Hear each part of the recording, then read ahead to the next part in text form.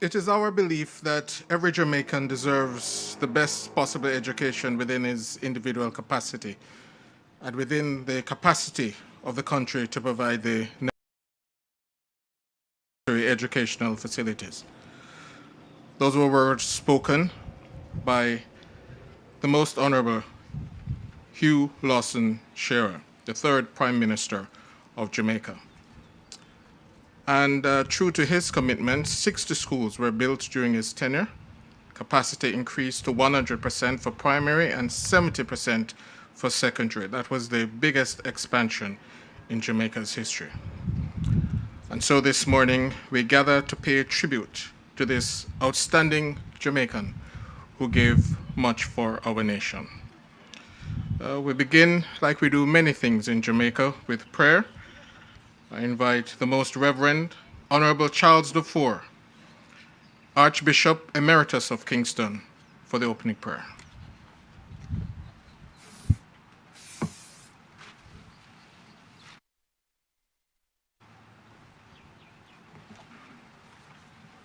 Let's bow our heads for a few moments.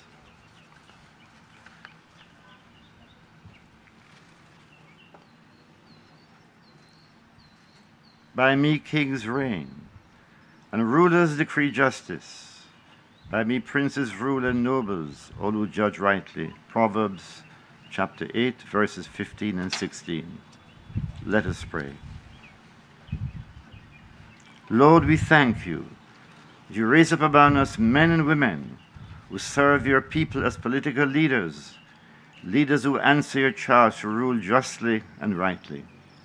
We thank you in a special way for the life of Hugh Lawson Shearer, trade unionist extraordinaire, member of parliament, government minister, leader of the opposition, and prime minister.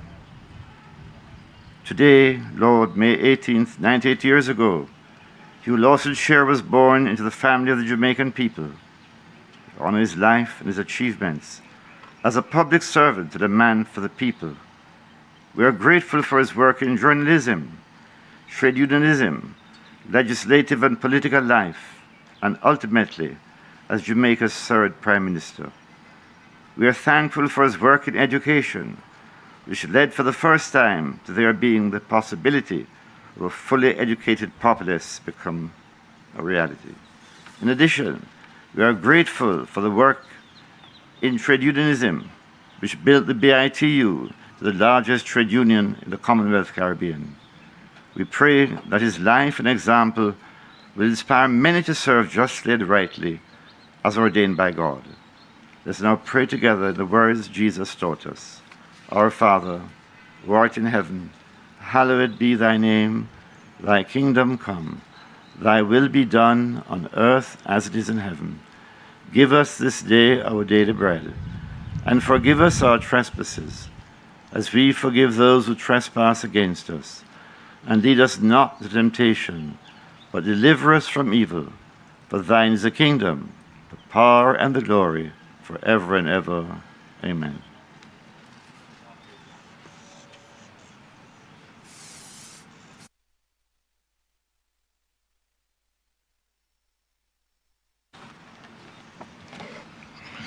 Thank you very much, Archbishop. By the way, Medicine morning. Good morning, everybody. And thank you very much for joining us for this special tribute in honor of the Most Honorable Hugh Shearer.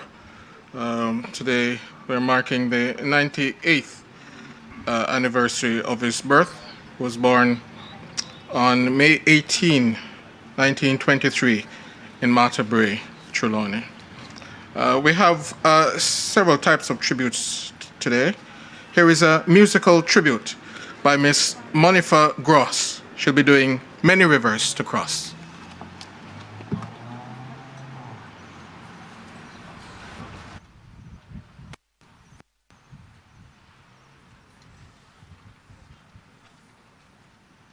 Hi, good day, everybody.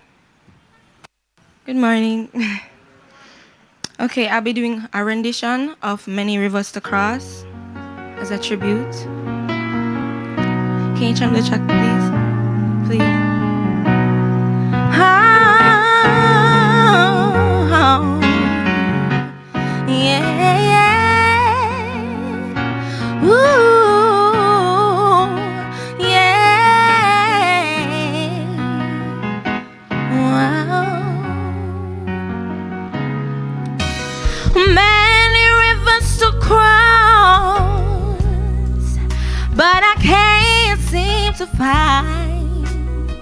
my way over. Wandering I'm lost as I traveled along the white cliffs of Dover. Oh yeah, and this loneliness won't leave me alone. Hey, it's such a drag to be on your own. My man, he left me and he didn't tell me why. I guess I have to try. Many rivers to cross, but just where to begin? I'll blame for more time. Yeah, there were times I found myself thinking of committing some dreadful crime. Oh yeah, and this loneliness won't leave me alone. Hey, it's such a right to be on your own. Yeah, my man, he left me and he didn't tell me why. I guess I'll have to try. Many rivers to cross, and I can't seem to find my way over. I've been kicked, washed out for years as I traveled along the white cliffs of Dover. See, I got many, oh many, whoa, yeah, ooh, yeah. See, I got many,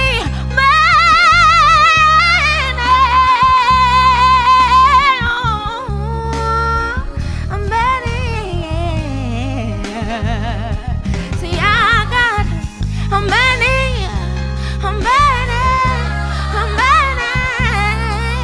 ooh, yeah. Thank you, everybody.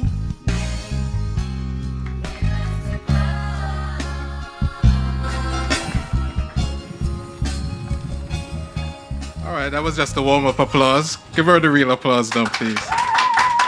Thank you very much, Ms. Goss, for that performance.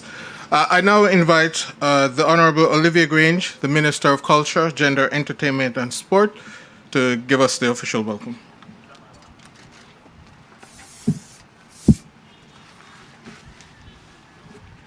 Thank you.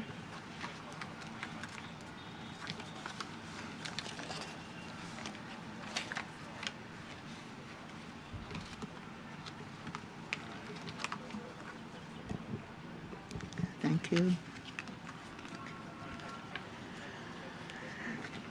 Honorable Dr. Horace Chang, Deputy Prime Minister and Minister of National Security, representing the Most Honorable Andrew Holness, Prime Minister. Mr. Granville Valentine, General Secretary of the National Workers' Union, representing Mr. Mark Golding, Leader of the Opposition. Honorable Robert Montague, Minister of Transport and Mining and Chairman of the Jamaica Labour Party. Honorable Pernell Charles Jr., Minister of Housing, Urban Renewal, Environment and Climate Change, and also Member of Parliament for South East Clarendon. The Most Honorable Mrs. Hugh Shearer, widow of the Most Honorable Hugh Lawson Shearer, and her brother, Herbert Barney Eldermeyer Jr. Honorable Alonda Terrelong, Minister of State in the Ministry of Culture, Gender, Entertainment and Sport. Councillor Winston Ennis, Deputy Mayor, Representing His Worship the Mayor, Senator Councillor Delroy Williams. Senator Coven Gale, President of the Bustamante Industrial Trade Union. The Most Reverend Honorable Charles Dufour, Archbishop Emeritus of Kingston. I don't know if Mr. Lauren Marsh is here as yet, representing the Hugh Shearer Labor Studies Institute. And he would be on his arrival, he'd be representing the Hugh Shearer Labor Studies Institute, representing Mr. Danny Roberts. Mr. Rowan Walsh, President of Young Jamaica. Mrs. Marjorie Layden Curtin, Acting Executive Director, Jamaica Cultural Development Commission. Distinguished guests, ladies and gentlemen, members of the media. And I want to especially acknowledge the Master of Ceremonies this morning, Mr. Oliver Watt, who is mourning the loss of his brother. And so we really want to thank him for still showing up this morning and to conduct this ceremony. So welcome to the Floral Tribute in honor of the Most Honorable Hugh Lawson Shearer. Today, as we celebrate the 98th anniversary of his birth, we reflect on the life of a Jamaican patriot who taught us so well and contributed to the lives of so many. The late Honorable Hugh Lawson Shearer's contribution to education can never be questioned. He has the distinction of overseeing the building of the most schools in Jamaica, an accomplishment that very, very few political leaders can match. He served as Jamaica's third Prime Minister, and those who knew him can attest to his commitment and love for his country. He was an exemplar to many, rising from humble beginnings to hold the highest office in the land. He was astute, smart, and most of all, a gentleman and a statesman. And I must confess, ladies and gentlemen, I grew up in West Kingston, where Mr. Shearer was the Member of Parliament for a period. And after describing him, a gentleman and a statesman, astute, smart, and very passionate about his country, I will also add tall, dark, and handsome. Mr. Shearer took up the mantle of leadership at a very difficult time in Jamaica's history. The nation was grieving at the passing of Sir Donald Sangster. And I must recognize Sir Donald Sangster's son, Finlay Sangster, who is present with us this morning. But along came someone who took on the challenges of a young nation and gave it his all. The constituencies he represented in Clarendon and West Kingston still have many fond memories of his stewardship. He led his people and he created opportunities for the less fortunate. He was a monumental figure, and that was the main consideration when it was decided to place his image on Jamaica's largest note, the $5,000 bill. But apart from the fact that he was honored in this way, we should remember him for his decency.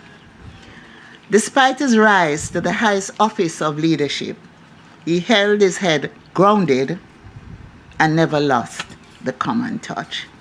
So this morning, we celebrate his birth. And if you will notice, we speak of a floral tribute in celebrating someone's birth. When we celebrate someone's death or we recognize their passing, we treat it as a wreath laying.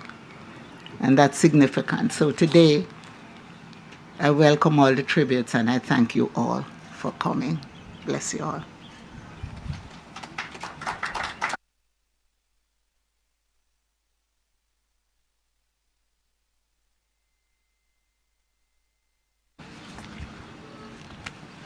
Thank you very much, Minister Grange.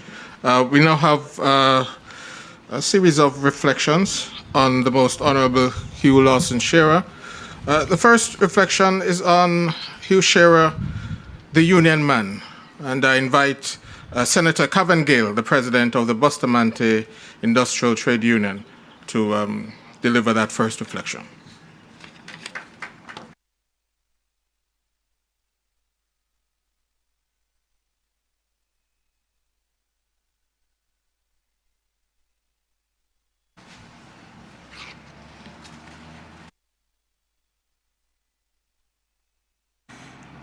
The Most Reverend Honorable Charles IV, Archbishop Emeritus of Kingston, the Honorable Olivia Grange, Minister of Culture, Gender and Entertainment and Sports, the Honorable Dr. Horace Chang, Deputy Prime Minister and Minister of National Security, representing the Most Honorable Andrew Holness, Mr. Granville Valentine, General Secretary, National Workers Union, representing Mr. Mark Golding, Leader of the Opposition, the Honorable Robert Montague, Minister of Transport and Mining, Chairman of the Jamaica Labour Party, Honorable Pernell Charles Jr., Minister of Housing, Urban Renewal, Environment and Climate Change, and Member of Parliament for South East Clarendon, the widow the Most Honorable Hugh Shearer, Mrs. Shearer, Councillor Winston Ennis, Deputy Mayor, Mr. Honorable Alonda Terrelong, and Mr. Rowan Marsh, President, Young Jamaica. Distinguished ladies and gentlemen, good morning. You know, the Right Honorable Hugh Shearer was born in the village of Martha Bray in Trelawney on May 8, 1923. He has his early education at the Falmouth Primary School, where he won a scholarship to the St. Simon's College in Kingston. On his graduation from St. Simon's, he started to work for the Bustamante Industrial Trade Union as a journalist for the union's publication, Jamaica Worker. At a time when the union's leader, Sir Alexander Bustamante, was detained, an early article on Bustamante brought Shearer to his attention, and this created his meteoric rise as a trade unionist. Hugh Lawson Shearer was known as a champion for the working class. He was seen as a consummate trade unionist, an excellent negotiator, brilliant educator, versatile organizer, and one of the most distinguished defender when handling a grievance.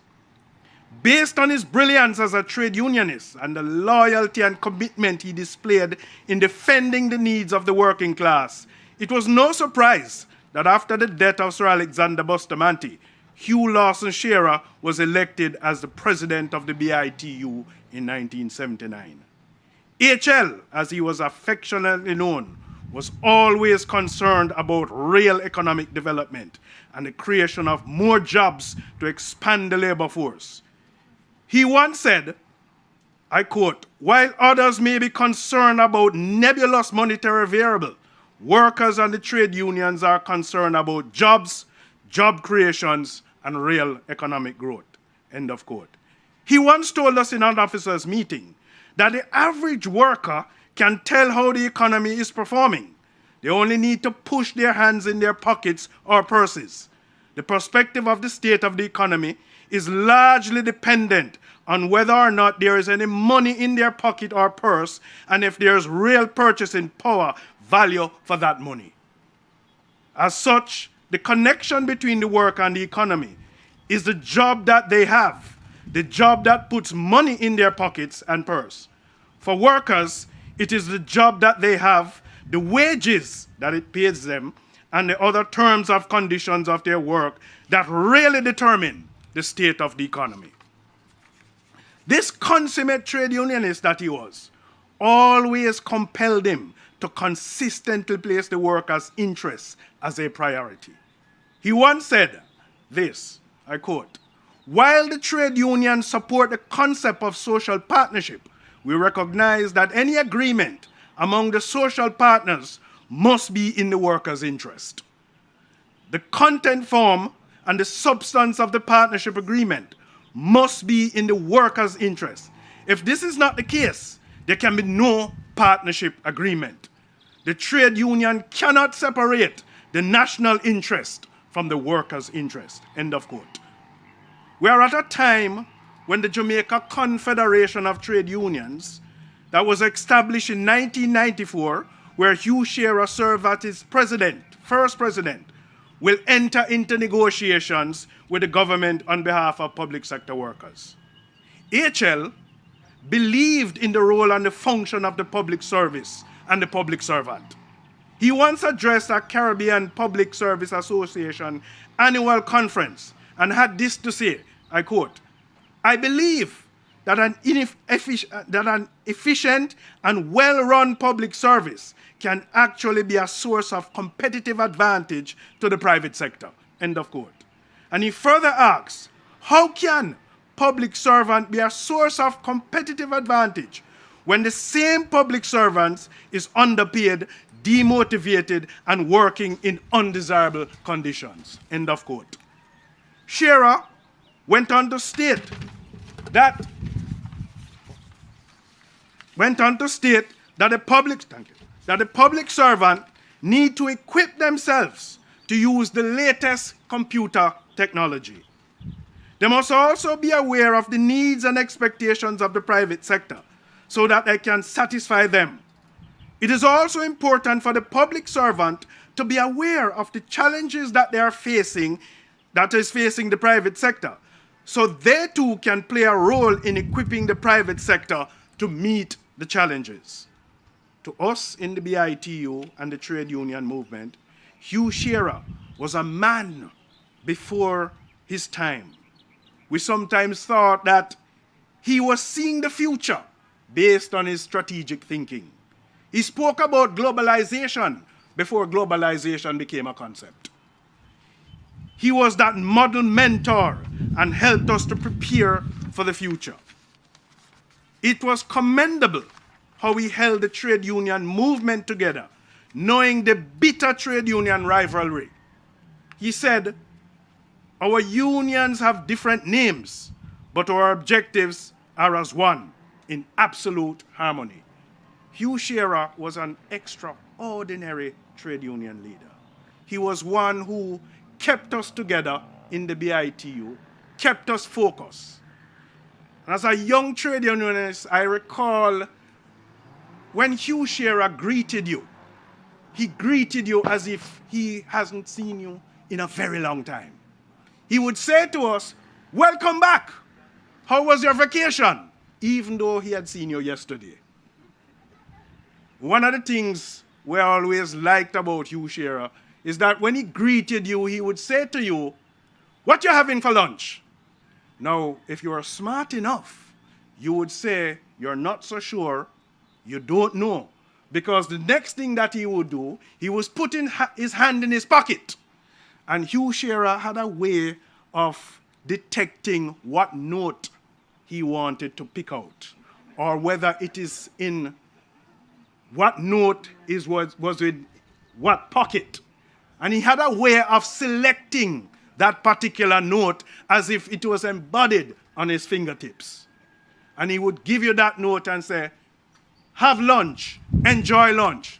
It is just a pity that the $5,000 note was not around in that time. Long live the legacy of Hugh Lawson Shearer. May his soul continue to rest in peace. Thank you, ladies and gentlemen.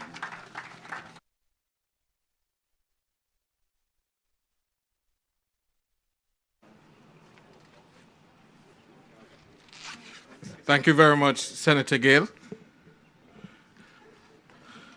And we have another reflection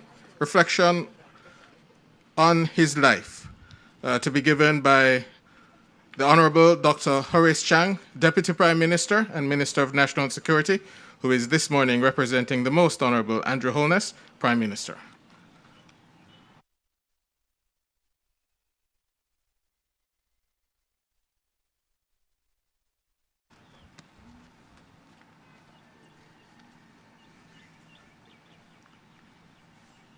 Most Reverend Honorable Charles Dufault, Archbishop of Emeritus of Kingston, Honorable Robert Montague, Minister of Transport and Mining and Chairman of Jamaica Labour Party, Honorable Oliver Grange, Minister of Culture and Entertainment, Honorable Senator Cavan Gale, who just spoke from the Bustamante Industrial Trade Union,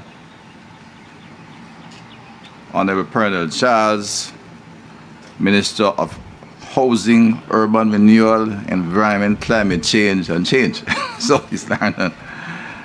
Granville Valentine, representing the leader of the opposition and General Secretary of the National Workers Union, one of Jamaica's leading working organization, Councillor Winston Ennis, Deputy Mayor of the big city, representing His Worship Mayor Councillor Delroy Williams, a friend and the widow of the late Honorable Hugh Lawson Shearer, Mrs. Hugh Shearer, to have it this morning. Mr. Ron Walsh of the Young Jamaica, other public leaders present this morning. We're here to reflect on the life of one of our great leaders, Hugh Lawson Shearer, born in a little village outside of Falmouth. We belong to a family that he was linked by name, the Clark name, but none of them had the name Clark. It was a family that really laid the foundation for Jamaica's development as a democracy. The legacy of Hugh Shearer in political leadership and work leadership gave humble Jamaican a sense that they had the right to choose their leader, and they sought power by the ballot box, not the bullet, and they sought work improvement by negotiation on that conflict. We take these things for granted today, but the work of the early leaders of people like Hugh Lawson Shearer that made that a legacy and a part of the culture of Jamaica. Indeed, when we look at the challenge we face today from where I sit, the propensity for violence could have led to quite a different political history in our country. It was the stable, strong, and committed leadership of a Hugh Lawson Shearer that helped to create that foundation which we work and build this country. So today we remember him with fondness, admiration, and a sense of patriotism. The life of a forefather, a leader and friend, Most Honorable Hugh Lawson Shearer. He was indeed a man of the people who committed his life to the service of the people. But he never minced words. He never compromised his principles. There was never an occasion to doubt or question that his fight was unequivocally for and on behalf of the Jamaican worker. He was clear on the mission and the mandate of the Jamaica Labour Party and the Bustamante Industrial Trade Union, and used every available opportunity to educate and mentor party members, particularly through the trade union movement. He was strong and a tactical politician, but indeed a formidable adversary without being contentious. Indeed, it is often said, one word you could associate Hugh Shearer in all of the praise you may give him is astute. In negotiation, he was feared by those who sat across the table. As Jamaica's third Prime Minister, Mr. Shearer made bold politics and implemented developmental programs that continue to have a positive impact on the lives of Jamaicans up to today. Reference made after his educational contribution. Mr. Shearer led through a most prosperous period of Jamaican nation history. Indeed, his premiership was characterized by economic growth, which we wonder where it was today. We continue to aspire with some time for get back to his achievement.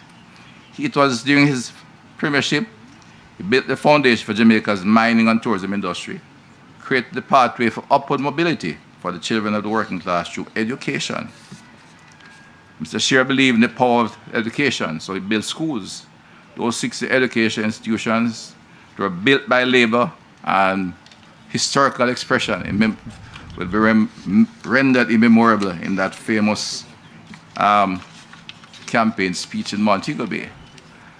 And also coming after a very brutal attack on him at the time. Remember very clearly in Falmouth, his hometown.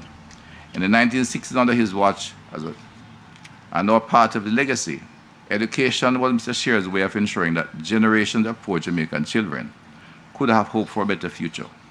Education is that hope. It is still today. Indeed, the professionals in social work and anthropology speaks of education as the surest way of ensuring ontological security for our humble people, which is essentially saying the only way we can, in fact, effect significant transformation and change of behavior from our humble people in the challenged communities we have is to give them security, and it comes through education. That's an expression which I will use more because I think it is being understood without any doubt that is what, to reverse the violence, the trauma, and the social dysfunction of communities, we have to reverse the trend of social isolation that now embodies a lot of our enshrines a lot of our young people in these communities, especially young males, and we have to give them security, restore their self-esteem, their self-respect, and it comes through what is described by the professionals, ontological security, which comes through quality education, opportunity to achieve the kind of education you need to achieve your dreams and to see that there's a future for you and not just today, living for today. Upon taking office in 1967, then Prime Minister Hugh Shearer declared himself to be a no-nonsense Prime Minister. I think many of us, as teenagers, remember that first speech by Hugh Lawson Shearer. A title so ill lived up to over the years. During his first broadcast as Prime Minister in April 1967, Mr. Shearer gave a charge to the people of Jamaica, which he said, and I quote, "If we content ourselves only to sit back and relax and allow time and the luck of fortune to attend to our problems and build Jamaica's future, we'll stop just where we are and begin a quick reverse into the mire of a distant past." The wisdom of Mr. Shearer's words still holds true today. As we on this occasion reflect on his life and his legacy, we must continue to build Jamaica's future by giving hope to our young men and women through quality education, engaging them, remove their social isolation, and providing necessary social investment for meaningful transformation. This Jamaica Labour Party government is building, according to the legacy of a Hugh Shearer, who built schools, roads, and the infrastructure that's required for a sure foundation, but more for a country's development, but more critically, he was a builder of institutions, focusing on what was necessary to create the foundation for a strong nation. Hugh Lawson Shearer, an outstanding Jamaican, a great leader, an astute gentleman who laid the foundation for not only democracy, but for a prosperous future for our country. We need to remember and note those policies. Thank you.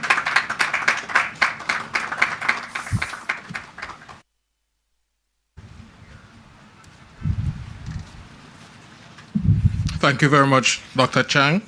And we've come to the part of the program we'll be laying floral tribute, the laying of floral tributes. And we invite Dr. Chang to make the first tribute. This morning, Dr. Chang is representing the Prime Minister, the Most Honorable Andrew Holness.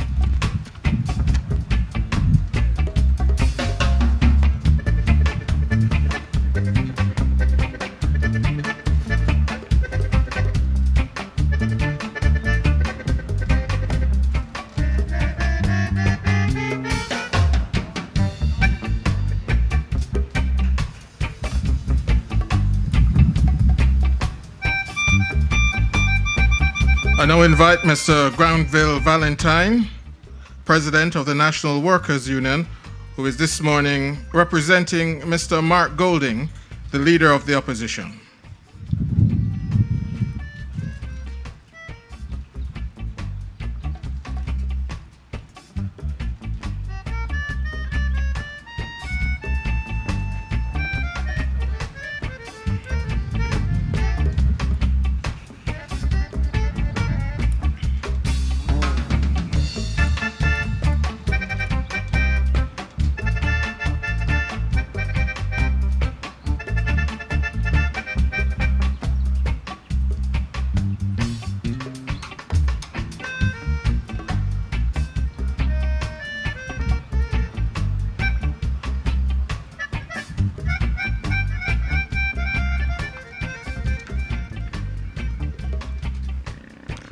I now invite the Honorable Robert Montague, the Minister of Transport and Mining and Chairman of the Jamaica Labour Party.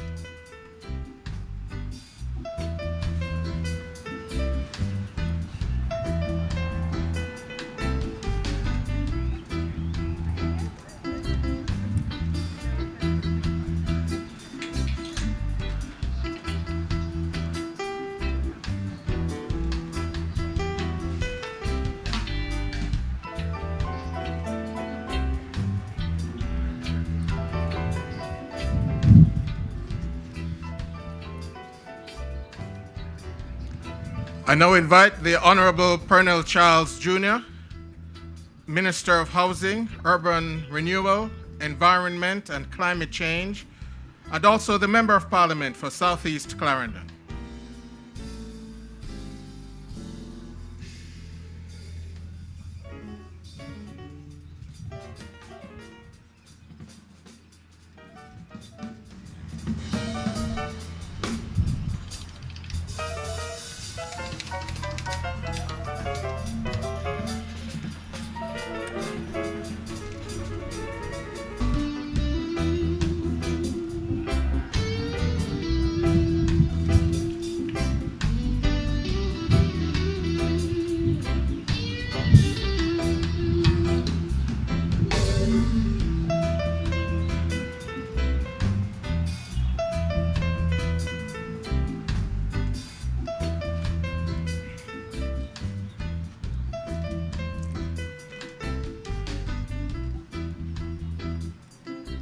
I now invite the Most Honorable Mrs. Hugh Shearer, widow of the Most Honorable Hugh Shearer.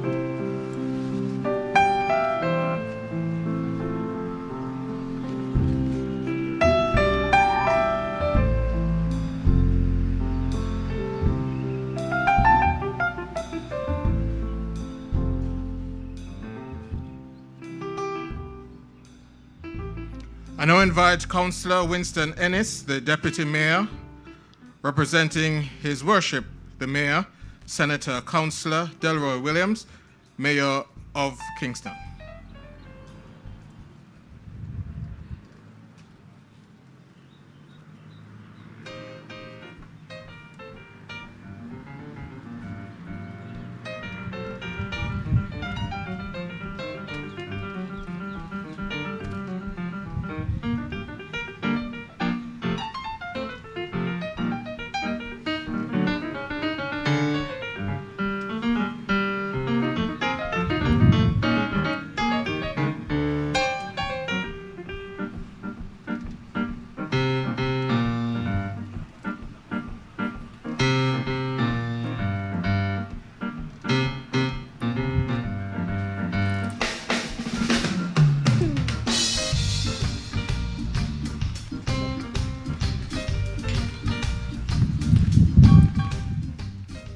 I now invite Senator Cavan Gale, the President of the Bustamante Industrial Trade Union.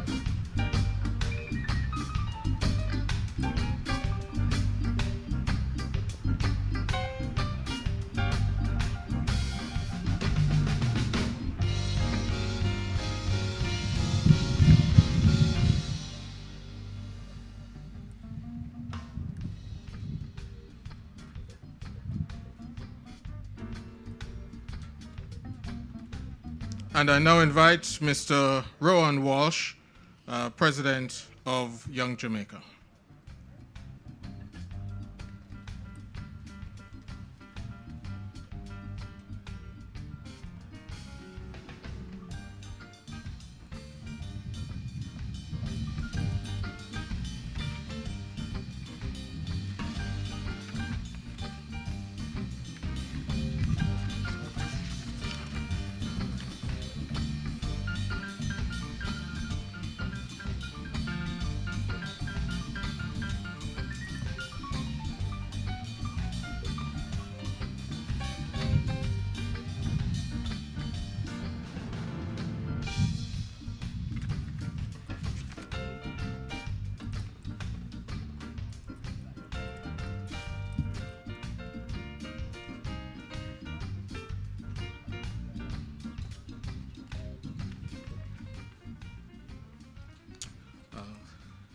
Thank you very much for all those who participate in the laying of tributes. May I invite us to all stand as we observe a moment of silence.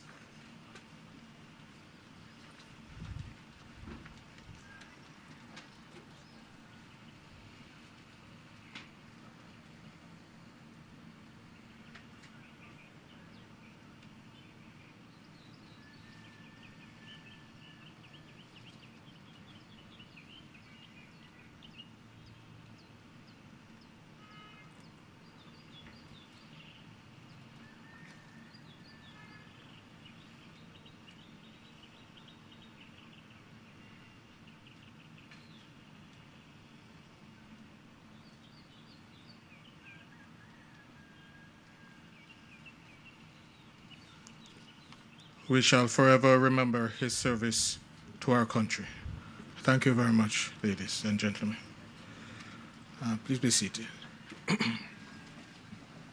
It's now left to me to extend gratitude on behalf of the Ministry of Culture, Gender, Entertainment and Sport, and the production team of the Jamaica Cultural Development Commission, to everyone for giving their support and for coming this morning, to all tribute layers, all performers, the Most Reverend Honorable Charles Dufour for the opening prayer, to the members of the Jamaica Defence Force and the Jamaica Constabulary Force, the team of the Office of the Prime Minister and the Chancery and Protocol Division, the members of staff of Medisure, the Jamaica National Heritage Trust, members of staff of the National Heroes Park, members of the media, Blum Bell, the florist, and to all other supporting team members. Thank you all for joining in this celebration of the life and work of the Most Honorable Hugh Lawson Shearer. I'm going to invite us to stand one last time as we sing together the national anthem.